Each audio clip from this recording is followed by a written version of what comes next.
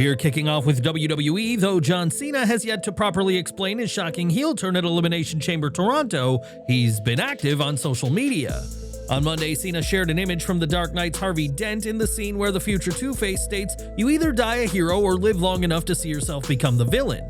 On Twitter, Cena followed up with a motivational quote stating that people need to have the discipline to do what needs to be done, especially when you don't feel like it.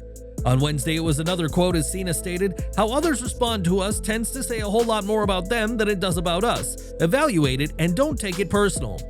In another Instagram post, Cena posted the cover art for Don McLean's American Pie, a song that many believe symbolized the end of an era and a loss of innocence. This is a fitting metaphor for Cena's heel turn, and John followed up with another Dark Knight reference showing Heath Ledger's Joker, a symbol of chaos and destruction. Fans are still waiting for a true explanation, but these posts have fueled speculation about one of the biggest names in all of WWE embracing his dark side. Now, back in 2001, it was Stone Cold Steve Austin who shocked the world by turning heel and aligning with Mr. McMahon, and this week, Austin weighed in on John Cena's heel turn. During an interview with The Schmo, the Texas Rattlesnake was pleased to see the turn happen, but had some doubt about whether it'll have the intended effect. He said, "It had to happen sooner or later. Finally, it happened. It'll be interesting to see whether the people accept him as a heel, or has he turned himself more babyface. I think it remains to be seen as the story unfolds. Nevertheless, they kicked off an epic build into WrestleMania, and that's what they do every single year." With The Rock backing Cena, Austin was asked if he'll be at WrestleMania to back up Cody Rhodes, but Stone Cold shared he hasn't been contacted for the event. Austin didn't deny his attendance though, but is clearly playing things close to the chest or doesn't have plans to get involved at the Showcase of the Immortals. The Rattlesnake is no stranger to WrestleMania surprises as he competed in 2022 in a no-holds-barred match with Kevin Owens, Austin's first match after retiring in 2003. Injuries affecting his quality of life forced Stone Cold to hang up his boots, and given how well his return to the ring went, many have hoped Austin will wrestle another match. As for Cena, his WrestleMania match with Cody Rhodes gives John the opportunity to become a record-breaking 17-time world champion, though fans never saw this win coming as a heel. On the WrestleBinge podcast, John Cena Sr., the father of the GOAT, was asked about his son's heel turn and made clear he wasn't going to answer any questions. The elder Cena said he's tired of the phone calls he's been getting asking for his input and added that, "Why don't we just let it play out and find out what's happening?" Fans wait with bated breath to learn of Cena's reasoning, and with the possibility of a Stone Cold appearance, his heel turn and feud with Rhodes could get even bigger. Now, Travis Scott may have rocked Cody Rhodes at Elimination Chamber, but if you ask the WWE champion, he's just fine, or at least that's what he's telling people. After the PLE, reports surfaced that Rhodes suffered a burst eardrum and a black eye from Scott's attack, which saw the music artist strike Cody hard in the side of the head. Conrad Thompson addressed the situation on Eric Bischoff's 83 Weeks podcast and shared that he'd reached out to Cody about the injury, who downplayed the whole thing. He said, "I saw the report earlier this week and I checked on Cody and I was like, dude, I saw it, but a burst eardrum? Are you okay? Holy..." He replied, "Didn't touch me, I got a wild bruise somehow though," and sent me a picture. And I said, "Well, damn, I'm glad you're okay, mostly." And he jokingly said, "The Horseman got me." Despite Rhodes' claim, Thompson wasn't convinced that Scott didn't touch him, especially given the footage that has since gone viral online. He added, "I just thought it was funny that Cody even now is like, he didn't touch me. Now, of course, we know that's not the case. He's sporting a major black eye right now, and I don't know if it's true or not that he burst his eardrum, but buddy, it's a brutal blow that we saw there." Fans in attendance winced hearing the thud of Scott's hand striking Rhodes' head, and Scott could play a role at WrestleMania now that he's officially in the mix. If Cody is hurt more than he's letting on, this could impact a lot of WWE's plans, though fans can expect the ever-resilient Cody to prove himself as a fighting champion. Is Cody just playing it tough, or is he really trying to cover up a legit injury? Drop your thoughts in the comments section below. On the road to WrestleMania, WWE is set to embark on a tour of Europe with several top names already confirmed to appear in various cities. Now fans can add Randy Orton's name to that list, as on Twitter, the WWE UK account confirmed that Orton will be part of 3 episodes of SmackDown. Fresh off his return at Elimination Chamber, Orton will be part of next week's SmackDown in Barcelona, Spain, as well as the March 21st episode in Bologna, Italy. The Viper will also be part of the SmackDown on March 28th in London, England, though there's no word on what exactly Orton will be doing as part of these shows. After confronting Kevin Owens in Toronto, it appears Orton's WrestleMania direction will put him on a course for a match with KO, a bout that could be confirmed at any of these SmackDowns. Over to TNA Impact as Femi and Moose came face-to-face just days before their highly anticipated showdown at NXT Roadblock. The NXT champion grabbed the mic and acknowledged Moose's dominance, but though the TNA star has defeated some big names, Femi made it clear he's never been taken down. Femi vowed that he would walk out of Madison Square Garden still holding his title, and in response, Moose vowed to beat the ruler and become the new face of NXT. Femi wasn't just interested in talking, as he challenged Moose to prove he was the franchise by having security leave the ring, but security attempted to restrain Femi. The NXT champion wasn't having it and took them down one by one until the system stormed in and the numbers proved too much for Femi. Moose laid out in the ring and stood tall with the X Division and NXT championships, and will this be the same sight at NXT Roadblock? Time will tell. After recently signing with TNA Wrestling, Elijah made his in-ring singles debut during this week's show by defeating another WWE alum in Brian Myers. His celebration was short-lived though, as the system hit the ring after the match to launch an ambush, and the numbers quickly proved too much for the former Elias. TNA World Champion Joe Hendry raced to the ring to even the odds, forcing the system to retreat, and after only recently joining TNA, Elijah already has enemies lined up. Hendry's role comes after Elijah debuted by saving the Scottish star from the Colognes, and debuting in a program alongside the world champ is a strong start for the ex-superstar. Back to WWE, and it seems that A&E can't get enough of WWE LFG, as on Wednesday, Deadline revealed that the series had been renewed for a second season. The show was renewed, as was WWE's Greatest Moments, but there will be some major changes to LFG Season 2, including the departure of Mickie James. The former women's champion will be replaced by future Hall of Famer Michelle McCool, who alongside her own accolades is also the wife of WWE LFG coach The Undertaker.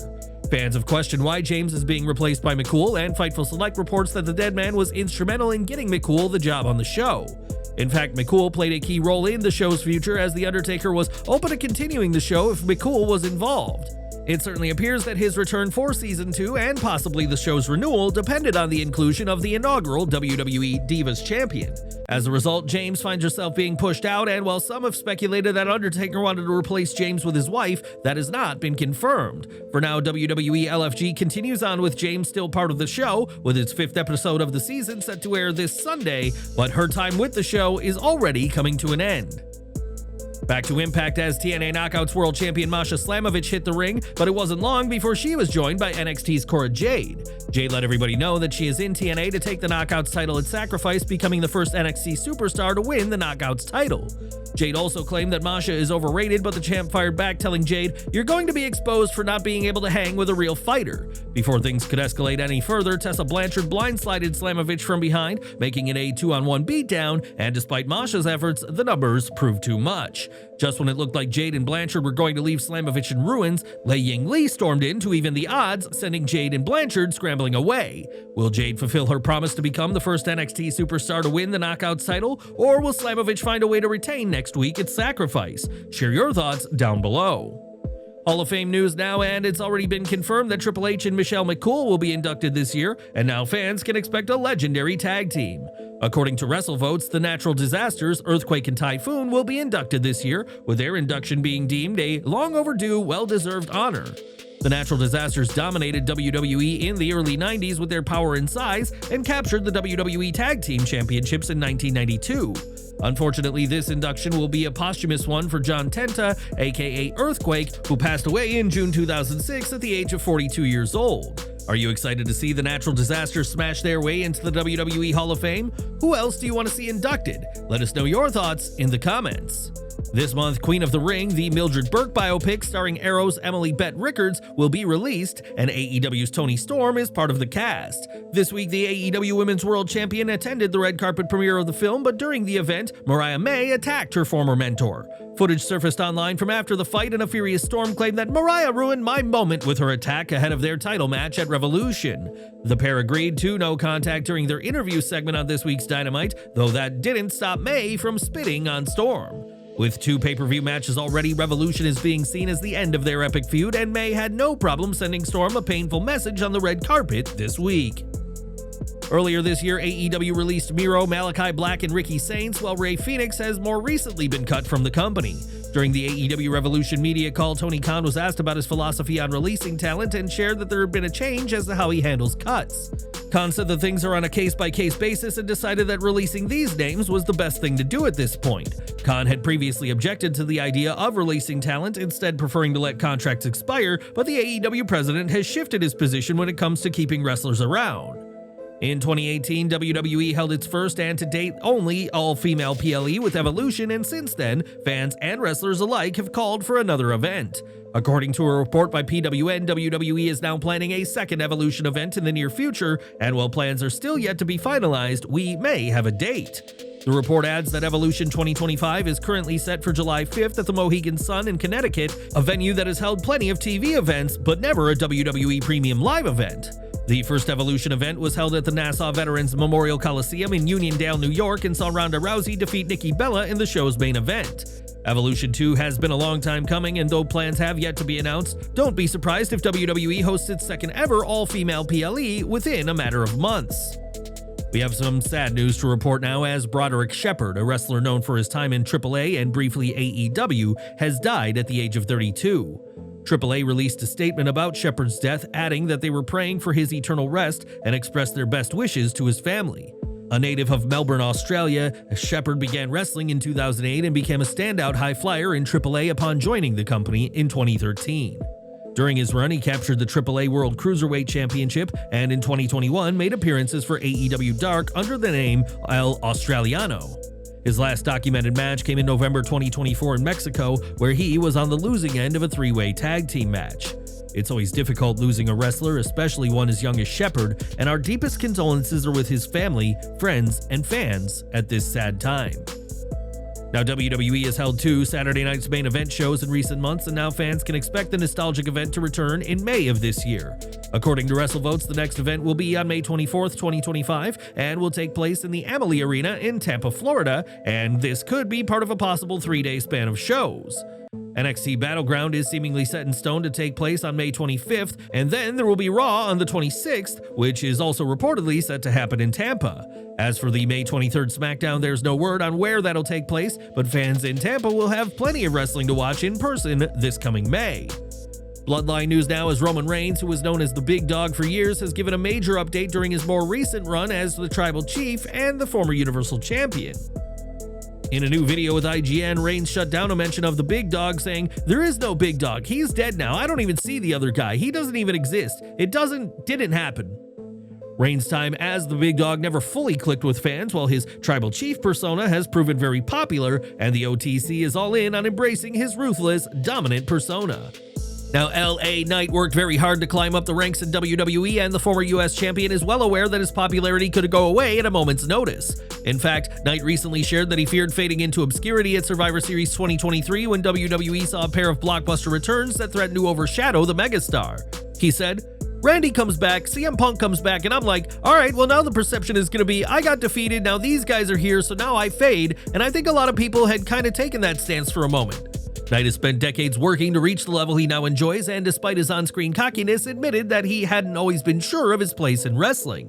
Reflecting on his journey, Knight highlighted the unpredictable and competitive nature of wrestling, and after years on the indies, he knows to always be on guard. He explained, "Man, I'd love to say yes, but sometimes yes, sometimes no. I think for years and years of being on the independents and different companies and whatnot, you just get used to kind of looking over your shoulder and just thinking, alright, at any point somebody's gonna try and pull the carpet out from under me. So I mean, I'm always just kind of on edge in that certain way where it's like, I got put in that position, and then I'm just like, alright, well now what?" Knight is determined to prove himself in WWE, well aware that competition is hard and opportunities to succeed are never guaranteed. With that said, his strong connection with fans and ability to adapt have helped him stay relevant, and he's currently focused on winning his second WWE US Championship. Do you think LA Knight's status as a WWE star faded away after the returns of legends like Randy Orton and CM Punk? Please share your thoughts and feedback in the comments section below. And we're ending with Natalya, who is one of the most tenured wrestlers in WWE, but now the Queen of Hearts has been announced for multiple events outside the promotion. Over WrestleMania 41 week, Natalya will make her Bloodsport debut, though there's no word yet on who she'll face in the Violent Work Shoot event. In May, Natalya will make her NWA debut as part of the Crockett Cup event, as fans will get to see the former SmackDown Women's Champion in action outside of her usual WWE role.